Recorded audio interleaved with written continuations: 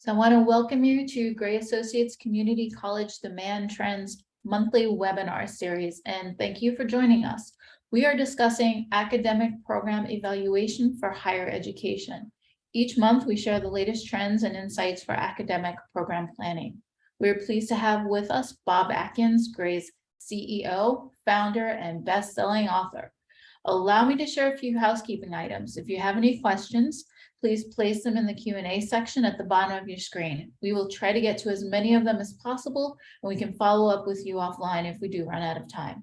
You can also use the chat area for comments and discussion. After the webinar, we will be sending you a link to the slides and video recording, so check your email. And without further ado, I will hand things off to Bob to get us started. Thank you very much, Marriott. Anyway, Bob Atkins, I'm the CEO and founder here at Gray. I am the author of the book. Just in case you aren't aware of this, a bestseller in higher education doesn't quite make the New York Times bestseller list. It's the hurdle is about 300 or 400 book sales. So we made that hurdle, but it's not quite as grand a statement as it might appear at first. But it is actually interestingly widely being picked up. We have over 1,000 schools who are now using the book. And it lays out a pretty fact-based kind of approach to doing program evaluation and management. It's really not a sales pitch for what we do. It actually, if you're thinking about doing this, it describes the data sources you need, the methodologies you need to use those data sources, and the issues associated with each of the sources so you understand what data you're looking at and what it's safe to use that for and what it's not. And of course, it's on Amazon. Just use Start, Stop, or Grow. Don't put in Atkins because that will give you 300 diet books. So let's drop in a little bit. The book and the concept behind it is really this idea of a program evaluation system, a PES, as a core system that institutions need to both make initial program decisions and to manage their program portfolio on an ongoing basis. So what's in a program evaluation system? First thing is you need data on markets, and that data needs to include student demand, employment competition, and what's the appropriate degree level. And oftentimes people mistake employment market data sets for, a program evaluation system. An employment market data set is not even a complete version of market data. What it's primarily missing typically is data on student demand. And when you're making program choices, especially if you have any financial issues on your campus, it's vital to know which programs are actually going to attract students. Because it is possible to build a whole program because employers need it and find out that next to no students want to take it. We had one of our clients who got local funding for $500,000 invested in an optics lab and had 5 students show up. That was an error you could have avoided. So keep in mind, just in markets alone, you need more data than employment. And then you need a lot of other data to make good program decisions. You need to know the margins on your programs. Which ones generate margins, which ones consume margins, and how does that balance out overall to make sure that the programs that are margin generating are funding your mission and potentially other programs that are critical to your mission, but aren't able to sustain themselves independently. And that cross-subsidization is fine. It's normal and healthy in higher ed. The purpose of understanding margins is not to make money.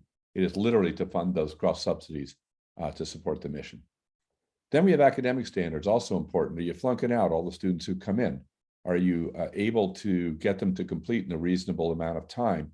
What is your DFW rate? What is your retention rate by program? So you can make sure that each program is consistent with what you're intending to do academically. Then, of course, mission. And ultimately, programs, the final decision-making criteria is mission. If a program's inconsistent with your mission, even if it had attractive margins, you might choose to cap it or even cut it if it's really inconsistent with your mission.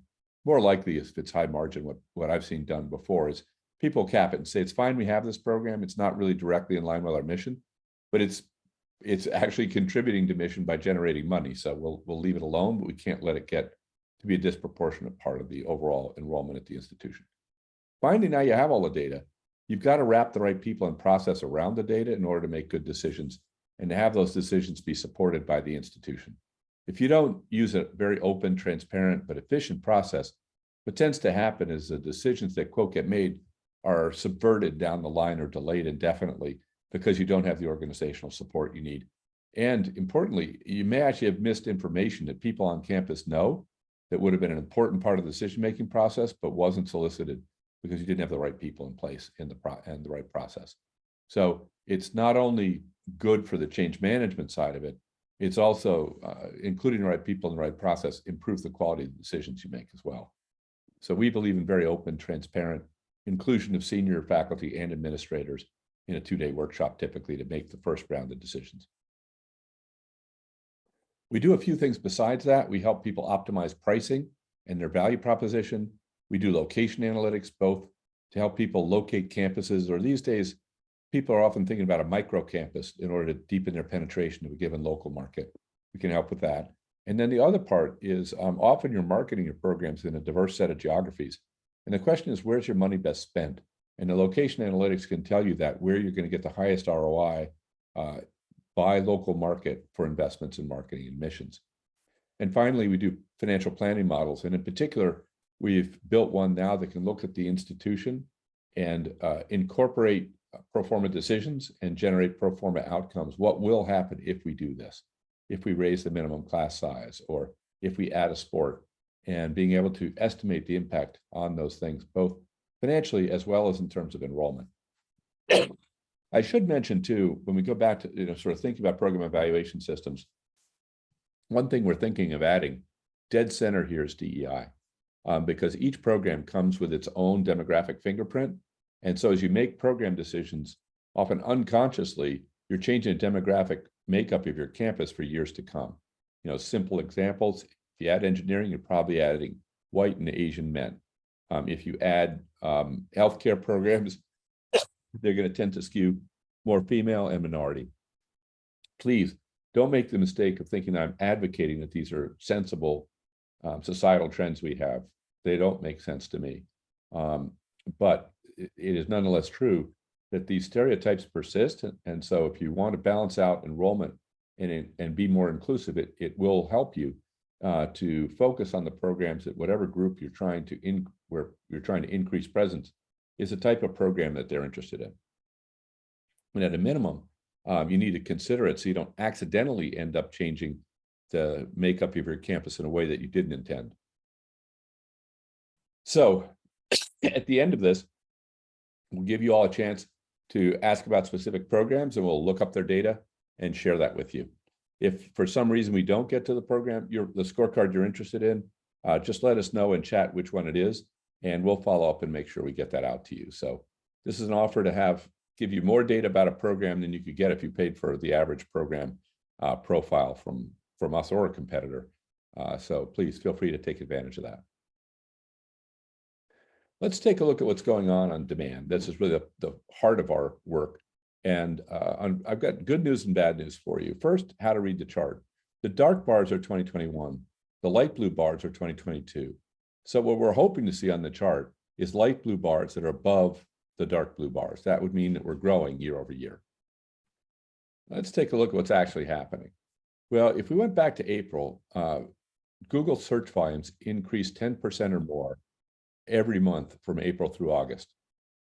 Then it began to drop. It was only 5% increase in September. And this month, still positive, but only 3%. So we are seeing, unfortunately, a persistent decline in the growth rate. Now, that still beats the heck out of an actual decline, as in, fewer Google searches this year than last year. We're not seeing that, but we're getting close. A little bit discouraging. I really thought we'd see this growth trend continue as we bounce back from COVID. I suspect that we have a second thing going on here that will start to increase interest in two-year colleges, and that is the decline in employment. We're starting to see the first layoffs. We're starting to see declines in year-over-year job postings, which I'll come to in a minute. And so I think as especially the particular indicator you want to keep track of is the change in the unemployment rate. And as we see that unemployment rate start to increase, typically that's going to lead to increased interest in coming back to school, especially in the trades. But that's a wish and a prayer. Right now, we're seeing a slowing down in the growth in demand for associates programs. So what were the winners? Probably not a surprise to you to see nursing at the top of this list. In fact, twice. Nursing patient care aide and licensed practical vocational nurse, two of the most sought after programs in terms of keyword search volumes. I've heard a lot of stuff about how we're going to get rid of licensed practical nursing over time. I personally don't believe it because we don't have enough nurses. If we had enough nurses, you could afford to make a choice like that, but we don't. So I think we're going to see LPN persist, in particular to fill jobs in nursing homes. I could turn out to be wrong about that, but that's my opinion. Cosmetology up there. Then we see, keep an eye on this commercial truck and bus driver. This is something you'll see crop up in several different charts. It appears to me that this is a little boom, probably caused by all the logistics problems we've had over the last since COVID. So people are aware of that, and we're starting to see some trending around that truck and bus driver. And it's a very easy program to start. Many of you may think you need to buy trucks and all sorts of specialized facilities. Really not the case. You can lease a truck. I even have a client that will come in and stand up this program for you if you're not able to do it yourselves. Medical clinical assistant is back again. This used to be a huge program. It's declined, but it's now back in the top 10, which is encouraging because it's very widely needed in the healthcare industry. Construction and trades, phlebotomy, culinary arts, electrician, and real estate. So keep in mind that we're often going to see this healthcare 1, 2, 3, 4 of the top fields in terms of interest are in healthcare. Now we look at the fastest growing programs, a little bit different picture. First of all, healthcare is actually more prominent. Rad tech, medical clinical assistant, pharmacy assistant, ultrasound, and medical billing and coding all make the top 10 in terms of growth. And then we have more of a grab bag after that. Aircraft airframe maintenance tech, up 60% year over year. Pastry chef, bookkeeping, accounting tech, culinary arts training, electrician, all up 9% or more. Keep an eye on bookkeeping as we go through too, because ultimately that could allow you to understand tax, and you'll see that matters. Let's take a look now, switch from what people are looking, the kinds of things people are going to be taking 6 to 12 months from now, which is what Google tells us, searching for a program now, but they're probably not going to enroll until later after their search process is finished. So that, if you will, is a future looking metric. What we're looking at now is enrollment, which tells you what's happening really right now. In this case, spring, summer, what courses did students enroll in? And you see healthcare on this list pretty prominent. 3 of the top 10 items look, again, licensed vocational nurse.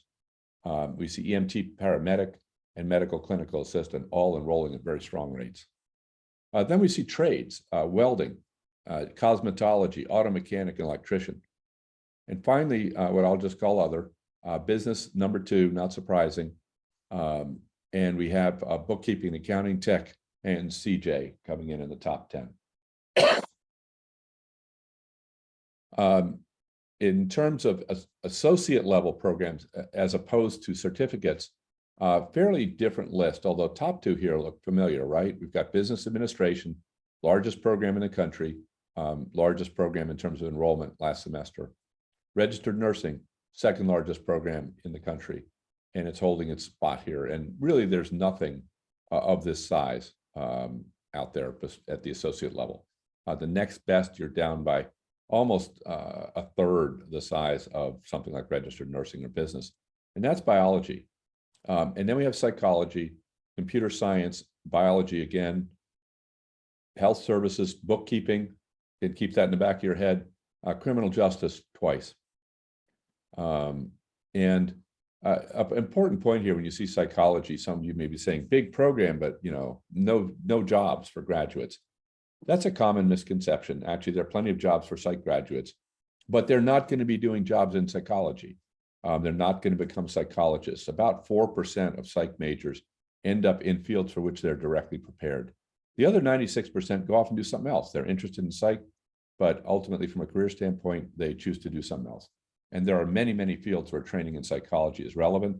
In particular, you have to take statistics, and there's all kinds of opportunities in the business world for folks who understand human behavior and statistics, in particular in marketing, for example. What are the fastest growing programs? I mentioned keeping an eye on commercial truck and bus driver. In terms of certificate enrollment, it was by far the fastest growing area, 53% increase in enrollment. So I think there's an opportunity there. My guess is it's not a long-term opportunity. At some point in the next 15 years, we're going to have more self-driving trucks. But as long as you can set it up in a way where you don't have a lot of fixed costs, sort of ramp it up, take advantage of the opportunity, and then potentially ramp it down, it becomes a pretty interesting program. And as I mentioned, you don't need to own the trucks, you can rent them. So it isn't a long-term commitment, it might seem to be. Then we have an interesting growth in personal services. This may be a bit of a bounce back from COVID, where many of these fields were shut down, but esthetician up 35%, barber up 23%, cosmetology up 16%. Remember, that's one of the biggest programs to start with. And culinary chef training, which you could argue is, somewhere between personal services and business. But a chunk of that's actually personal chef as well. Then we have a grab bag of other things, criminal justice, engineering general, entrepreneurship, cybersecurity, and electrician. And some of these lists, what I think is really interesting, you start to think about, well, what if I created a program that combines something with something else? So as an example here, you might take something like culinary arts and entrepreneurship and look at the intersection of that for somebody who might want to start a restaurant or food business. And if you had culinary arts and you had business, you could stand up a program like that with no incremental courses. So the cost to you would be very, very low. And you might attract incremental students who, like the food industry, but may not want to be on the delivery side of the, actually making food. They may want to be more in a managerial role. Natural sciences. So now we're looking at associates programs, and we're looking at enrollment spring, summer 2022. And one of the things that jumps out to me is the arts are here 3 times. Fine arts, design and visual, and digital arts. So there's a strong interest in arts and strong and growing interest.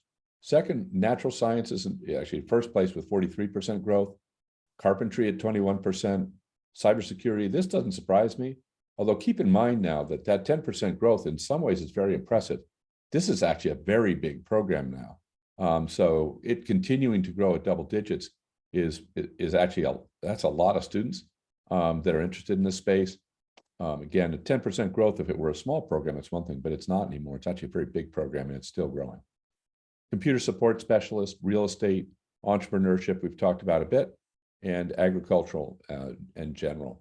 So again, one of the things to think about is where could I create an intersection between these high growth areas and perhaps something I already have, so I can get that program going relatively quickly. We're switching over now to jobs. And as you might imagine, the trend here is troubling. So if you look at here we've got 3 bars. The dark bar is 2020, then we've got 2021 in light blue, and now we've added green for 2022. So again, what we'd hope for is green would be above blue. That would indicate we have year-over-year growth. That was true in January, true again in February. And then in March, we began to see this year versus last year decline between 2022 and 21. Now, I comforted myself for a while because 2021 was unnaturally high in terms of job postings because we'd had big layoffs in 2020, and now people are trying to bring those people back to work.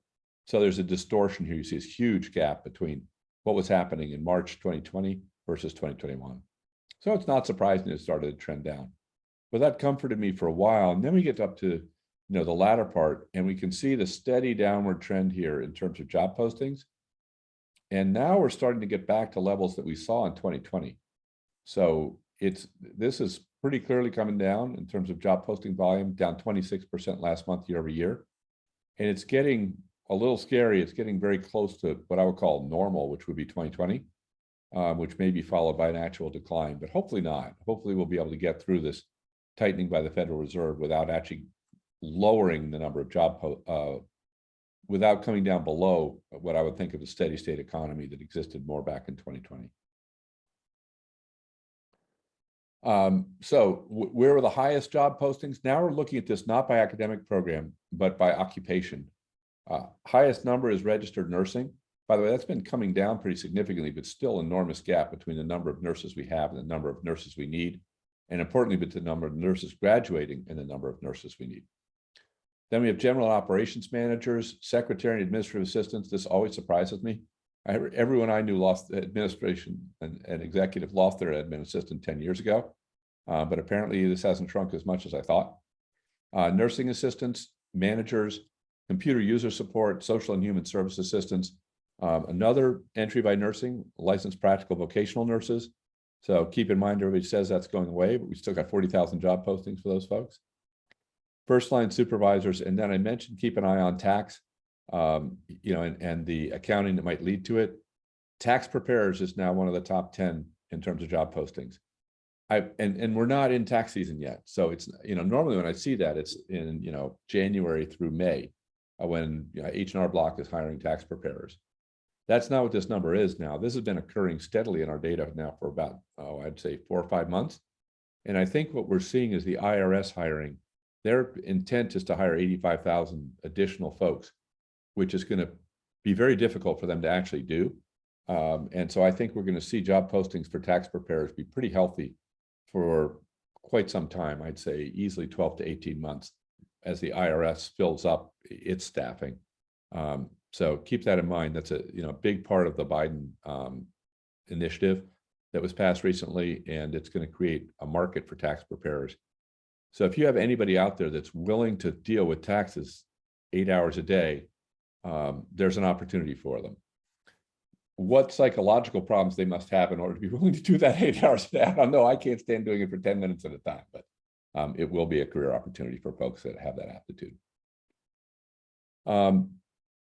Fastest growing job postings. First, let me call your attention just to truck driving. And this is light truck, so it's not cross-country kinds of stuff. It's typically the last 5 or 10 miles in a delivery. And then we have general and ops managers, administrative assistants growing very fast, registered nursing still growing in terms of job postings, computer users, support specialists, security guards, social and human services assistant. I think we're going to see an abrupt drop here in sales reps, wholesale, and manufacturing as the issues at Amazon and other high-tech companies work their way through the system. Personal care aides, and then auto technicians and mechanics up 25,000.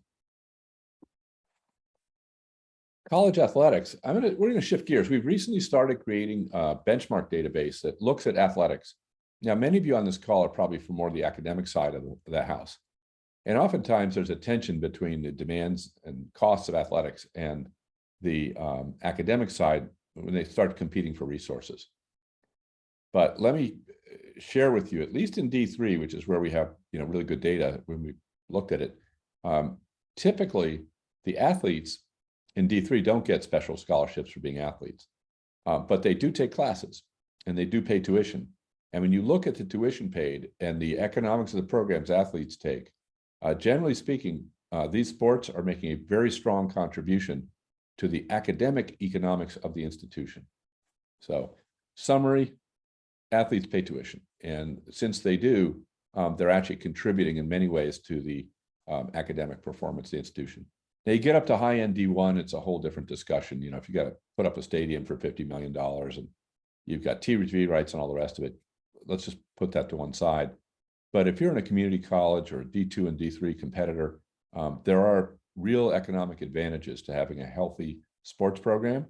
And one of the things I would think about, if I had to grow, my enrollment been declining, I would look at sports that I could add. One of the ones I find interesting on here, highest number of participants on average, women's wrestling. Not a sport I think is all that widespread, but is reasonably popular. Bowling, we'll come to an issue with bowling. It's actually pretty expensive to run. But lots and lots of choices here that you could have about programs to offer.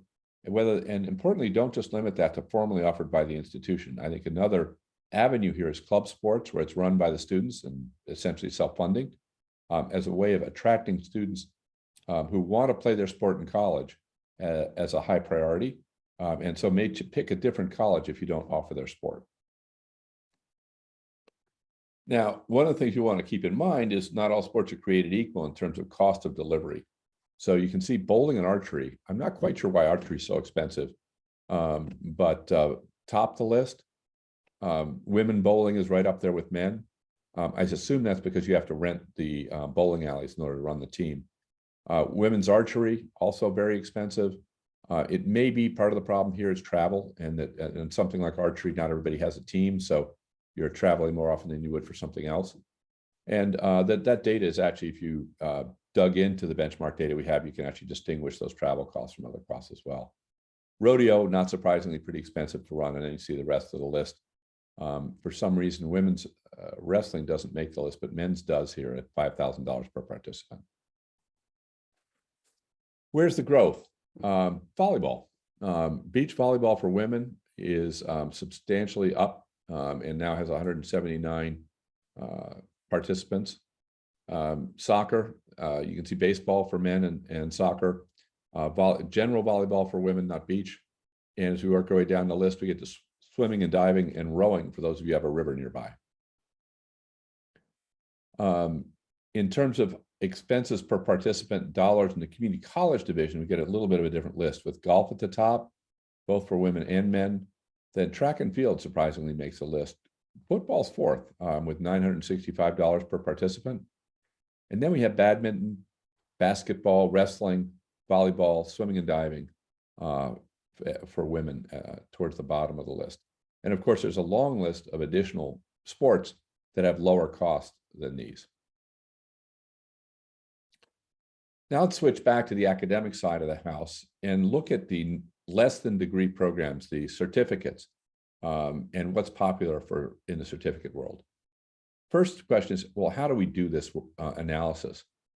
Well, we went to try and find places that are in the certificate space and then count what's going on there. So fortunately for us, Coursera reports out total enrollment in each of its programs. And when you see total enrollment, remember this is since the launch of the program. So some of these might be 10 years of cumulative enrollment or more.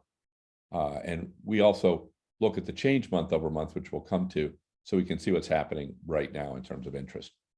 But one of the things that's really interesting here to me is 2 of the top 3 programs are about personal development, science of well-being and learning how to learn. And that well-being topic, I think, is very hot, given all the mental health issues students are feeling, as well as others beyond college, because there's a lot of folks taking these courses who are not enrolled in college. Then we see English for career development. I suspect a lot of that interest is international, but I wouldn't be at all surprised if there are folks taking it domestically as well, because they recognize that the level of skill they need in the job market is greater than what they may have gotten, especially if they didn't take any college level instruction. Speak English professionally, I think, again, probably mostly international. Programming for everybody, Python, not surprising to see tech here, neural networks and deep learning, 2 of the top 10. And if we were looking more at a Udemy, we'd see a heavier preponderance of tech programs, just or courses, so you're aware. And then we have more tech here, UX design, and finally nutrition and cooking, which is interestingly linked back to the interesting culinary we saw, and COVID-19 contact tracing. And I'm sincerely hoping that enrollment in that course will be both less necessary and less popular as we move forward. Not, by the way, because people deny it, but just because the virus finally goes away. Though, having just gotten it a week ago, 2 weeks ago, it hasn't gone away from me yet. Highest year-over-year change in enrollment, speak English professionally. Again, an interesting thread around language. Introduction to psychology, foundations of UX, English for career development, positive psychiatry, what is data science, nutrition y obesidad, which I believe is nutrition, obesity, and diet, foundations of project management, and finanzas personales, personal finance. Now note 2 things there. 2 of these courses are actually taught in Spanish. So it's worth keeping in mind that there is a market for courses and certificates that are taught in a foreign language, in particular Spanish. Now we're turning to Udemy, and as I mentioned, you're going to see an awful lot here of tech development, IT and software lead the list. A design even is going to have a technical element to it, and you know, those are the top things, and that's just partly because that's the universe that Udemy chooses to serve. Personal development here is also important, and you've got a couple of examples of things that they teach within that general area: Be Happier with Positive Psychology, and Certified Alternative Healing. So there are things down there in personal development that are of great interest in the market right now. Now let's turn to our program of the month and see what we got here. We're going to look at 4 dimensions: student demand, employment, competition, and degree fit. Those are 4 dimensions that come out of the market side of our program evaluation. Now, when we do this, we rank a program on over 50 variables. And for each of those variables, we compare it to all 1,500 other programs. And then we assign a weight to that variable in order to generate a score. And you can see this is the top of our list. So overall, those scores are trending in the 98th to 100th percentile. So we're going to share a program with you, in this case, real estate, that scores very highly overall. It scores at the 98th percentile in student demand. So it's in the top 2% of all 1,500 programs we look at in terms of student demand. So the math on that would be about 30 programs have this level of student demand or higher. Not a whole lot in a universe of 1,500. It is competitive. It's only at the 6th percentile in terms of competition. So got some work to do there. And employment percentile 97th. So there are plenty of jobs at this point for this particular program. But obviously, when you're thinking about making decisions, you're not going to make it based on 4 bars. But what we have in the scorecard or the ranking is very important, because when you're thinking about offering a program, oftentimes you'll be asked to look at one program. So go study real estate and tell me whether we should do it. That is fundamentally a flawed approach, because when you do that, you don't know what your alternatives are. And real estate might turn out to be pretty good, but it's not going to have anywhere near the volume that, say, electrician does. So it's good, but it's not best. So always keep that in mind when you're doing program analysis. Try to avoid a one-at-a-time program analysis. Always have a benchmark. In our case, you can really look at it versus 1,500 programs. You're not going to do that at home. It's a lot of work, and it's not necessary for your school.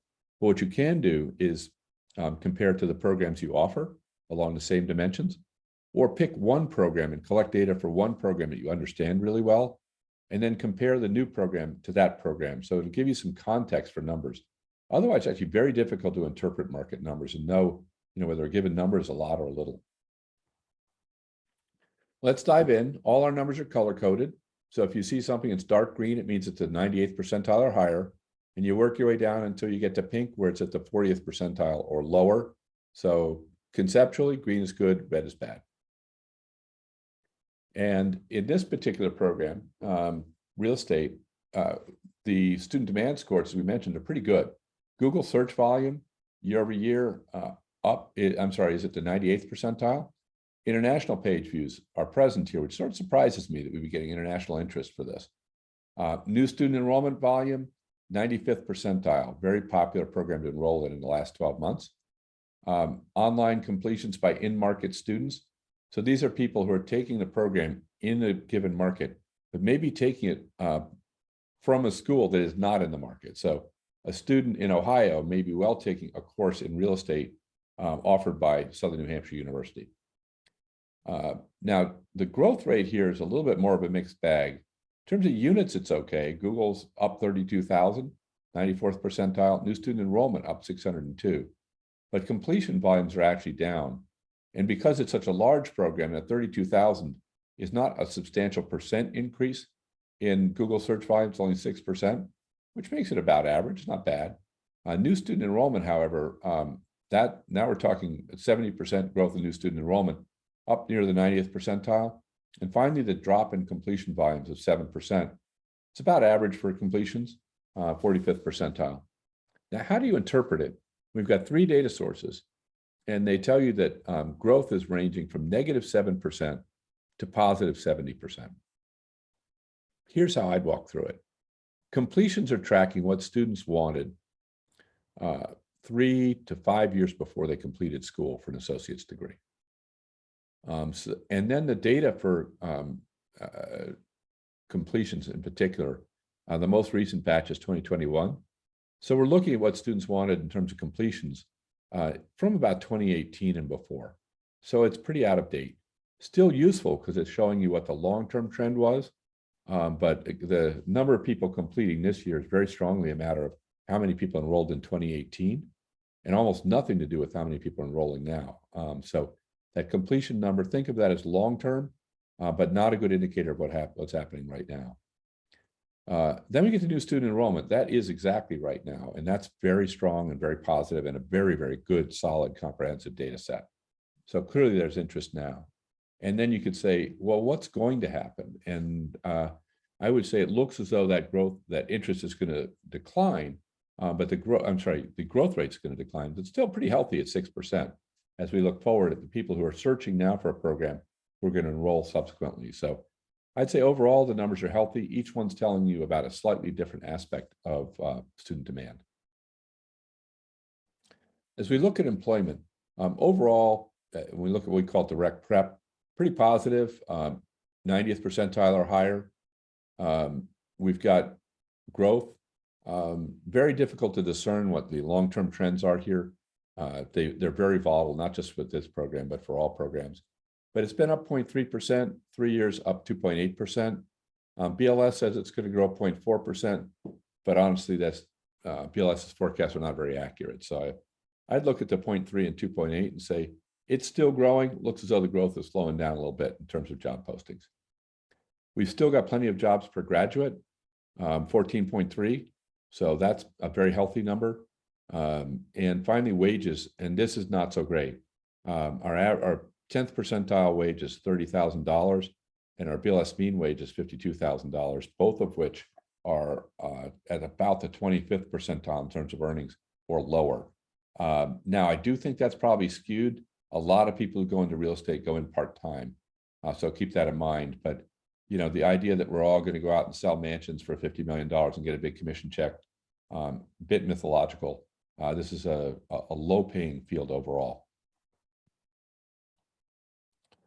Now, what's going on in terms of job postings? They're actually up substantially. The general trend month over month is declining, as we saw before, but here we're still way up over last year and the year before. So still very substantial growth in terms of number of people that are trying to hire folks in real estate. What are the skills needed? In terms of job postings, first, what job titles? Leasing consultant, it's going to be a heavy finance aspect to that. Real estate agent, leasing agent, co-manager, district manager, retail associates, and so forth. And property managers towards the bottom. I'm going to take a second on that because I used to have somebody did what was called facilities engineer, and we were running a retail store.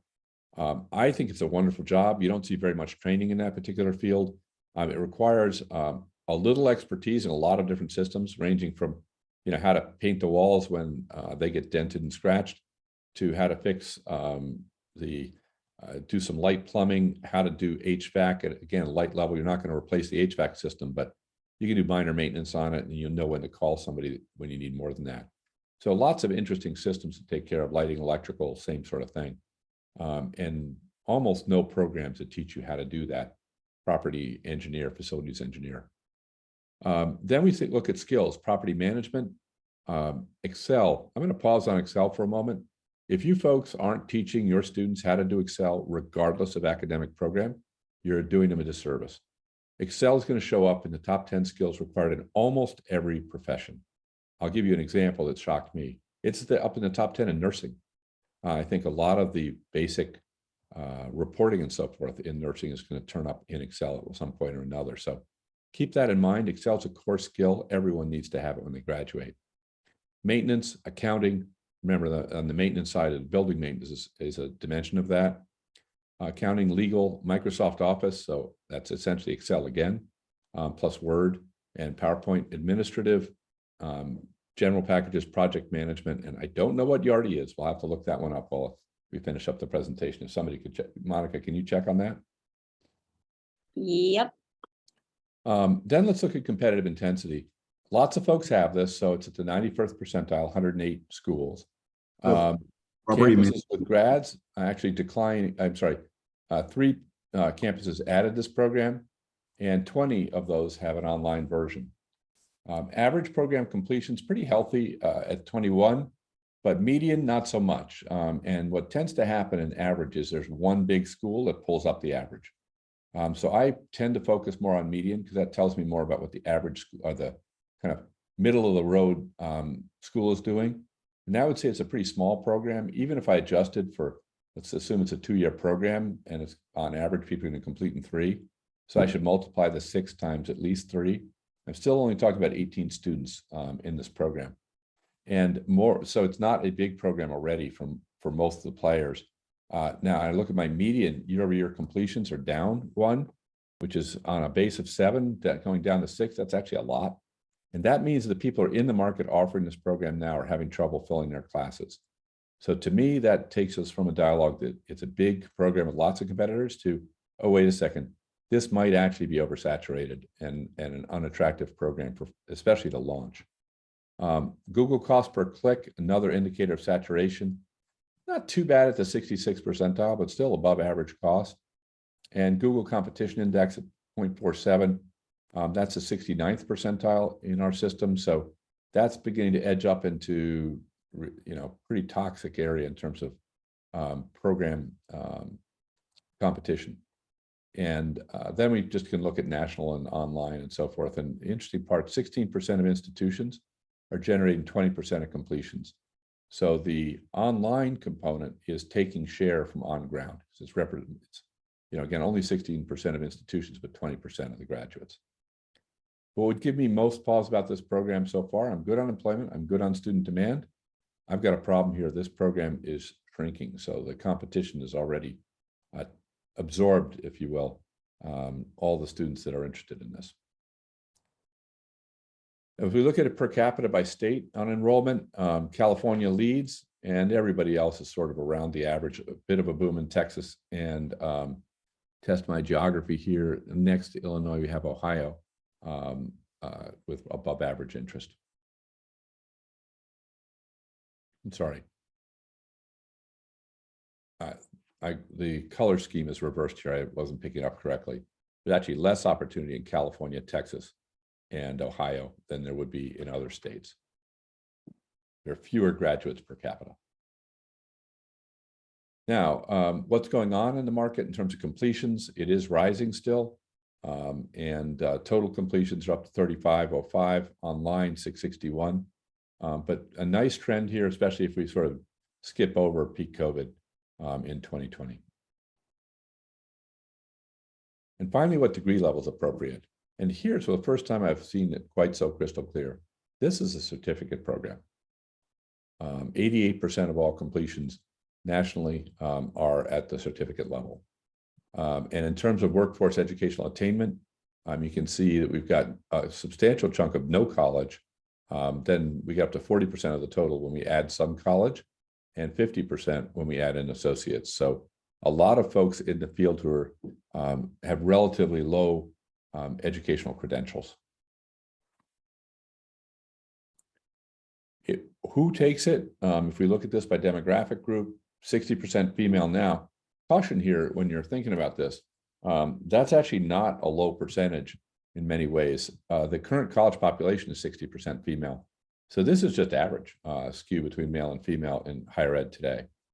33% white, which is actually going to be, that's below the percent white in the population.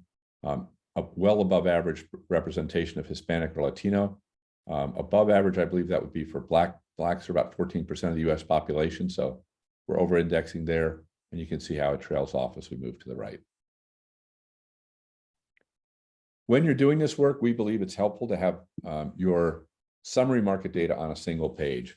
Why? So you don't have to hunt around through a lot of different things to understand what's going on with the program. And also so you can very quickly identify the relationships, in effect between different aspects of a program. For example, is there adequate student demand? And if there is, do I have jobs for those graduates? So I can see I've got strong demand. And actually, I'm pretty good in terms of job postings per graduate, for example, at 14.3. Again, just having it all on one page makes for a busy page. I'm pretty sure many of you can't read it online, but it is in the end very helpful. And also you can always interpret the colors, which is great for people like me or history majors and don't want to have to read every single number to understand what's going on. Honestly, you can look at the colors here and know almost immediately, I'm good on student demand, good on employment, I've got a problem with competition. So it can be interpreted, the colors really help you to interpret it relatively quickly. So summary, Google searches for community college academic programs are still rising 3% a year last month, but that rate of increase is actually dropping a little bit from 10% from April forward to 5% 2 months ago and 3% last month. Commercial truck and bus drivers having a boom. Fast year-over-year enrollment growth of all certificate degrees. At the associate level, natural science was the fastest grower, and 3 arts programs were amongst the fastest growing at the associate level. Sports, I would say keep them in mind, and keep in mind the benchmarks for cost as well as growth, so you can understand where there may be opportunities for you to add a sport at relatively low cost and increase student enrollment. And the purpose here is not to add a sport. In our view, the purpose is to attract students by giving them the opportunity to play a sport that interests them while they're studying. In most of the colleges we talk to, the completion rates for athletes are higher and the GPAs for athletes are higher than their average students. So, well, there's this myth out there about the athletes somehow diverting resources from education. Generally speaking, that's not the case. They both can have positive contribution financially to the education side, as well as overperforming academically. Registered nursing, highest volume of job postings for associate certificates, and general and operations managers grew fastest year over year.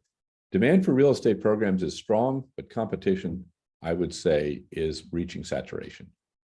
And there could be an opportunity to start a real estate program in the states that have relatively low enrollment per capita, and you'd want to check the competition in your local market. That can often vary very widely. And so while it may not look great at the national level that we explored, it could look very good either in your state or in the actual local market that you serve. Let me stop there, and we'll open the floor for questions and importantly, any academic programs that you want to explore. Bob, we do have one request, and I asked if anyone has any other programs they'd like to see, to just put them in the Q&A or in the chat. But our request is for commercial truck and bus driver. Oh, cool. Let's have a look. I'm going to stop sharing my screen. And Winnell Oriak, who's kind enough to join us, he's our head of customer success. And he'll pull up these programs and walk you through them. Also, Bob Yardy is an ERP for property management. Oh, yeah, it exists. Just not very many people do it, which is a shame. I'm going to open up the system here at the national level. And really quickly, I'm going to type in commercial. And I'm going to see that the 490205 is commercial truck and bus driver. I'm going to go ahead and select that zip code here. It's going to open up and select here the specific zip code, and we can see, the things that we're going to expect to see in the details are some strength in student demand, some overall strength in employment, and we're seeing some green in competitive intensity that should be alerting somewhat of an opportunity for us in this market. Of course, the percentiles are meant to guide us into the whys, right? Why is student demand strong? Why is competitive intensity reading as strong? What does that mean? And then what is going on with employment? Okay, and we're going to really see the system is immediately going to start opening up this scorecard view, this detailed view, and show us a couple of fun metrics in the scorecard here, starting with student demand. We're going to see one of the things that's driving the success of student demand for commercial truck and bus driver will be this first line, which is Google search volumes of over 1 million in the national market. This is a very large value. The system is going to alert me that it's large here using this percentile notion. We're going to see that this 1 million plus value of Google search volumes is at the 99th percentile. So it's one of the top 15 programs in the United States in terms of Google search volume. And that's going to award 8 points here for this quadrant. Other areas where points are being awarded are new student enrollment, just over 1,200 new students enrolled in the past 12 months. This is going to be a 94th percentile value. And then on-ground completions are very large, over 15,000 at the 98th percentile. So when it comes to the size metrics here with student demand, this is a very large program. The growth metrics are also promising here. We're seeing increase in units for Google search volumes. We're seeing an increase in units for new student enrollment. year over year, both 99th percentile unit changes. Google search year over year change in percentage at the 51st percentile. Sorry, 51%. 50% growth at the 95th percentile, and new student enrollment year over year change is 39% change. So both, strong, promising numbers, both in unit and percentage change year over year. And then the completion volume seemed to be decreasing here at about 1,900 units less, for an 11% decrease in total completion volume. Yeah, my guess is that's reflecting, this is a pretty short program. Typically it's gonna be done in 3 months, I think, if I remember correctly. I think you're still seeing COVID rippling through those numbers in terms of number of students who enrolled a year ago would be affected by COVID negatively. And what we're seeing in the other indicators is currently and looking forward, it looks positive. So again, I hope I'm not biasing things, but that's how I would interpret those 3 numbers. And then on the other side of the demand, for student demand, we're going to see some of the employment numbers.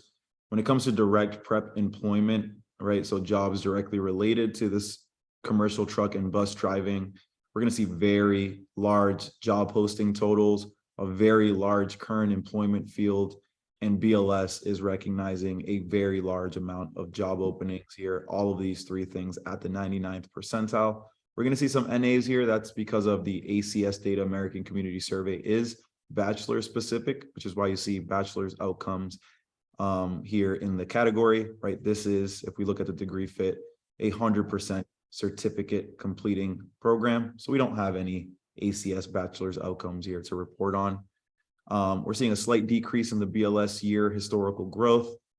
And then we're going to see some pretty significantly low wages compared to all other zip codes available in the market, 4th and 5th percentile, 10th percentile, and mean wages here. So this is going to knock down about 20 points out of this total overall score. But despite that, this is still performing very strongly compared to all other programs. Okay. Let me take a minute on this too. I've seen this program a number of times in different institutions. One for-profit that we worked with a long time ago actually picked this out. It was launching truck driving only locations around the country. And so what does that tell you? Well, it's a for-profit. So the margins on this program can be very attractive. The capital required to set it up is relatively low. And the price you could offer at a community college would probably be very competitive with these sorts of operations. One thing to keep in mind is the funding source is usually different. You think of traditionally at a community college, you'd be looking for things like Pell Grants and other things. Oftentimes, the funding source for this is actually the local employment office, and they'll take job retraining funds and pay for this particular program. So it may require you to, kind of step out and talk to some people you may not be in touch with normally to get access to those funds to pay for tuition. Mm-hmm. And we're going to give you the SIP description down here, and then to the left, we're going to be able to dive into the competition. We're seeing some significant amounts of points being taken away from the overall score here from things like campuses with graduates. We're looking at 205 campuses currently graduating students at this zip code. That 205 is a 95th percentile value, resulting in a decrease of 6 points, right? So there's a lot of people or a lot of institutions and campuses in this market. The change in campuses with graduates year over year is positive, right? So there's actually 4 more campuses that entered this market year over year. This is going to be a change unit that is one of the larger change units in the market. That's what we're seeing here at the 94th percentile, also resulting in a decrease of 2 points. But despite that, the average and median completions continue to be very large, right? 74 average program completions, that's a 98th percentile value. And then 37 median program completions, also a 98th percentile value. So the completion sizes at these campuses are very large, okay? Year over year median program change, right? The median number has decreased by 6 units, or a 14% decrease in that median, which is going to also trigger here a -1. We see some relatively low or middle of the way, I should say, Google search cost per click numbers here. And this program essentially does not exist online nationally, which is what we see here with all these zeros. Which is somewhat reassuring, I suppose, if they're going to be driving trucks down the highway with us. Do keep in mind one other thing when you're dealing with a program like this, and there are others where this applies, particularly in the trades, or the more, what's the right word for it, career and professional development kinds of stuff. There are competitors who don't show up on iPads, and therefore we're not going to see them in these numbers because they're not reported. And there are independent truck driving schools that receive no Title IV funding, and as a result, don't have to file with iPads. So if you're thinking about this in your local market, absolutely go online and look and see if there are other competitors who may not be showing up in the traditional data sources. Mm-hmm. Nice, cool view we could throw in here is like a summary competitive intensity view, which will kind of lay out that map of where these institutions or campuses are currently located across the map of the United States. And I think I saw a chat, but for some reason I can't see it when I share my screen. So I'm going to stop sharing, just make sure I'm not missing anything. We have another request for airframe tech 1L. Airframe tech. Cool. Haven't heard that one before. So let me see if I can find the zip code for this airframe tech. Yeah, you will. Nice. 470607. I'm gonna go ahead and select that now. And it's gonna populate a map view again, similar to what we were looking at, but what we want is the scorecard. So I'm gonna go ahead and click in the scorecard view, open up the details, and see what we can take away from the details here. So from the top, we're gonna see dark green, which is good, a total score of a 31. Compared to all other programs, this 31 is a 98th percentile total score. So what's driving this 31? We're going to dive into very high level though, just to sort of practice at this. At a glance, this is very different than the one we were looking at before. It's doing well in all the dimensions, as opposed to the last one we looked at where it was doing very well in a couple dimensions and poorly in another. So this is, just by color, the light greens across the three categories tell us this is worth taking a closer look at. Mm-hmm. Then we can really go by color and see what should we be looking at. So on-ground completions are pretty good. Google search volumes, 80th percent. I'm just looking for the dark greens now. Growth, Google search way up. And then I get over to employment and I begin to get worried. I've got pretty good direct prep, 93rd percentile there. I've got a warning signal going on with job posting. Almost all the job postings here are for direct prep, which makes sense. If you study aircraft maintenance, you're probably going to go into aircraft maintenance. Pay, something just popped up. I can't quite see how we're doing there. Average.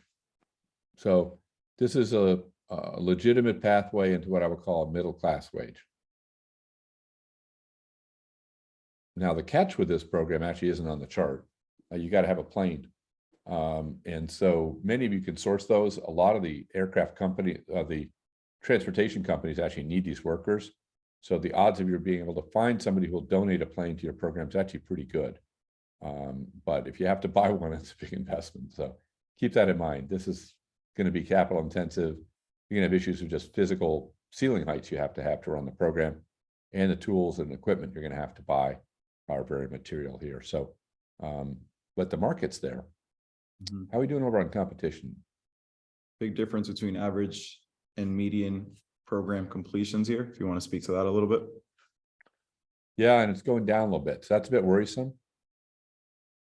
And if you're trying to attract students on buying clicks, you're going to be paying a lot of money.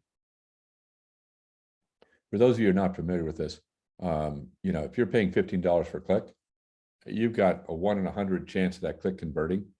So that's a $1,500 cost per student if you're getting them through Google Clicks. And that's probably a conservative estimate. So that's why 15 may not seem high, but when you net it all out, that's a pretty substantial number. Mm-hmm. So we're looking primarily at what? Certificate in terms of completions. So that's it. Thank you all for joining us today. Really appreciate it and hope you found some things of interest to you. If you want to learn a little bit more, just get in touch. And don't forget, if I can share my screen for a moment, that we'll be back next month. So please invite your friends. We'll be doing our presentation on a Wednesday, which is unusual for us, usually Thursday, December 21st. Get it in before the holidays. And if you want to look at bachelor's degrees as well, we do that on Tuesday, the 20th. Thanks, and we'll call it a day for today. Appreciate your attending.